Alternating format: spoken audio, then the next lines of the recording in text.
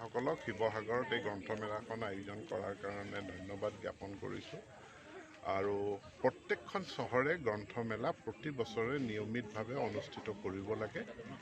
দুই এখন একেবাৰে ভিতৰুৱা গাঁৱলীয়া স্থানতো গ্ৰন্থমেলা পতা মই দেখিছোঁ আৰু এইটো খুব ভাল লক্ষণ, কাৰণ কিতাপ কিনাৰো এটা সুযোগ লাগে, পঢ়াৰ যেনেকৈ হিচাপ সুযোগ লাগে কিনাৰ কাৰণেও সুযোগ লাগে। সেই সুযোগটো প্ৰদান কৰিছে আৰু কিতাপ যি কিনে কেৱল যে তেওঁৱেই পঢ়িব এইটো নহয়, বেলেগেও পঢ়ে। গতিকে আনে কিনা কিতাপ পঢ়ি মই যেনেকৈ উপকৃত হৈছোঁ, মই কিনা কিতাপো আনে কেতিয়াবা পঢ়ি উপকৃত হ'ব বুলি মই ভাবোঁ।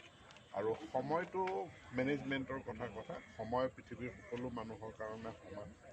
সেইটো প্ৰধানমন্ত্ৰীৰ পৰা আৰম্ভ কৰি চাকৰি খেতি কৰা সাধাৰণ খেতিয়ক এজনলৈকে 24 ঘণ্টাই এদিন।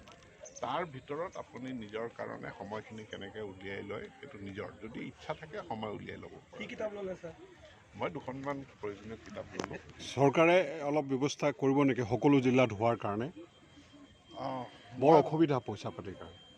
নাই, চৰকাৰেতো সহায় সহযোগ সদায় কৰি থাকে, বিভিন্ন সামাজিক অনুষ্ঠান প্ৰতিষ্ঠান আছে, কিন্তু কেৱল চৰকাৰী হৈ গ'লে কাৰবাৰবিলাক ঠিক নহয়। অলপ কমিউনিটি ইনিচিয়েটিভ এটা, সামাজিক প্ৰয়াস এটা প্ৰয়োজন হয়।